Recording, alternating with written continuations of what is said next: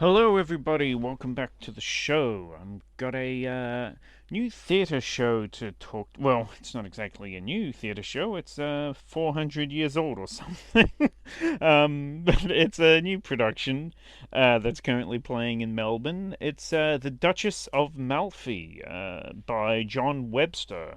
Uh, well, it's about greed, it's about werewolves, and it's about poisoned Bibles. I guess you'd say it's an Elizabethan romance story with a twist, and that can only mean one thing: poetic and violent tragedy is on the horizon.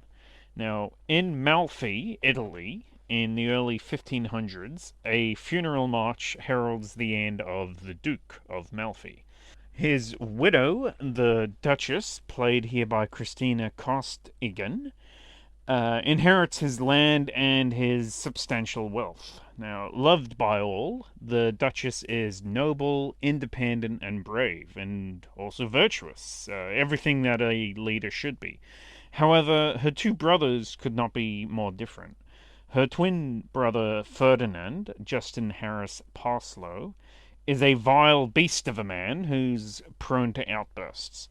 Their older brother, the Cardinal, played here by Bruce Langdon, is a scheming, lustful, and corrupt cardinal of the Roman Catholic Church. The two brothers have one thing in common, though: a desire to control the Duchess and her wealth for themselves. All they need to do is ensure that she remains unmarried, even if it means threatening her with death. But the Duchess cannot be bullied, and when in secret she marries and bears children to her steward Antonio, played by Christian Dariel, all hell is about to break loose. The Cardinal has sent a spy into the Duchess's employ, the duplicitous Bossala, played by Tom Bradley, who also directed the play, this production. Uh, Bossala is a complicated man who plays both sides and discovers the Duchess's pregnancy. Once this news reaches the ears of the Cardinal and of Ferdinand, they plot to take revenge for this perceived treachery, leading to a path of violence and wrath which will destroy everyone involved. Now, incredibly, this play is actually based very closely to, at least the reported, true story of Giovanna di Aragona, Duchess of Amalfi, Italy. Now, her life and her disappearance was chronicled by one Matteo Bandello sometime afterwards, and it was adapted to the stage several times, and the most famous adaptation being this one, The Duchess of Malfi by John Webster, which was first, I believe, written around 1612. Now, it, John Webster was a contemporary of William Shakespeare. Webster's work was equally as poetic and dark and complex as Shakespeare's. And the play was first performed by the King's Men, in fact, which was Shakespeare's company, and the timeless subject matter has remained relevant ever since. I mean, as long as there have been women, there have been men who, for one reason or another, seek to control them.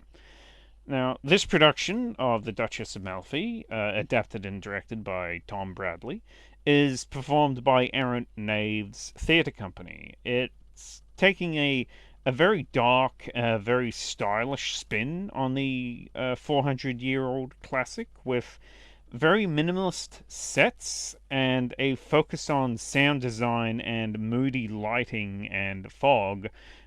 The story is reimagined here as something of a gothic horror.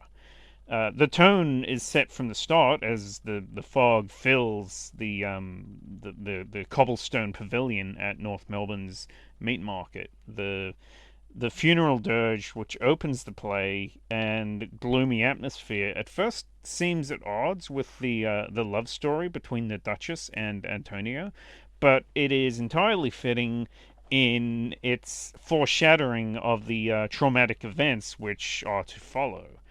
The tempers and the egos of selfish men lead to cruelty against their own kin. The Duchess, throughout all of it, remains strong and defiant until the end, and outright madness follows as the play's characters realize how far they have gone and that it is now too late for them to turn back. The poetic language of Webster's The Duchess of Malfi may confound some modern audiences at times, particularly for those unfamiliar with the play, as the meanings behind what is being implied may fly over one's head.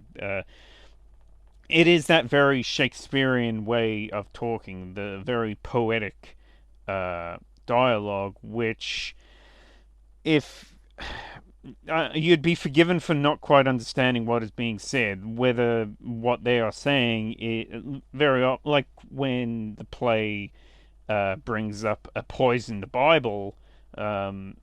I thought that it was a metaphor. Nope, it's literal, a literal poisoned Bible. It that kind of thing threw me a bit for a loop. I don't mind saying I was a little confused at times. The ambient score, which plays over some of the scenes, also exacerbates the issue, with some of the actors' voices being drowned out as a result. At times, also, I mean, it's just, I guess, the acoustics of the cobblestone pavilion.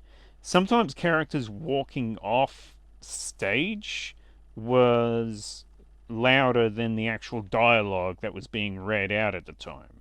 It's just the way that it is. And so sometimes it can be a little bit hard to understand what's going on for one reason or another. But with that said, the cast do a marvelous job at projecting, and the performances are top notch. Costigan, she exudes this regal grace and confidence, which makes her portrayal of the Duchess such a joy to witness. And Bradley in the role of Bosola, as well, is a standout as we see his sense of right and wrong tearing him up as he's used as the tool of so much chaos. But for my part, I found myself really enjoying witnessing the villainous brothers, and both of their actors were superb. Langdon, as the icy, scheming cardinal, was just amazingly despicable, bringing about his young sister's downfall, while Parslow, as Ferdinand, just runs the gambit of emotions, full of rage and pomposity early on, before being overtaken by an equally destructive insanity in the second half of the play. Costume design gets special mention as well, as the outfits throughout the play were numerous and varied, from the Duchess and her twin brother's regal garb to the Cardinal's red vestments. Immediately, we get a sense of who these characters are and really what they're all about based on their wardrobe. Later, as the show takes a darker tone, so do the costumes. There are nightmarish figures of madmen who are brought in to torment the Duchess in her prison, as well as Ferdinand donning a wolf's head cowl to symbolize his diagnosis of lycanthropy, basically him turning into a werewolf, as the insanity takes hold. Basically, he goes quite crazy in the second half of the play, attacking his own shadow and the like. Aaron Knives Theatre Company's production of The Duchess of Malfi is a thrilling take on the Jacobean tragedy. It's got powerful performances from a talented cast, and they really give John Webster's masterpiece the gravitas it deserves. And yeah, as I said, it's just as timely today as it was uh, when it was first written, and it makes for a great night of theatre.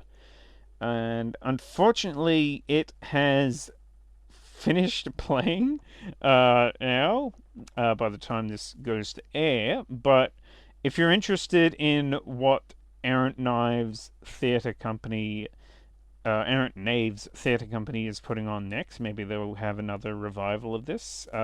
Visit www.errant, A-R-R-A-N-T, Knaves, KNAVES.com.au. And yeah, I enjoyed it, and yeah, it's just a pity that it had such a limited run, but it was an interesting night of theatre.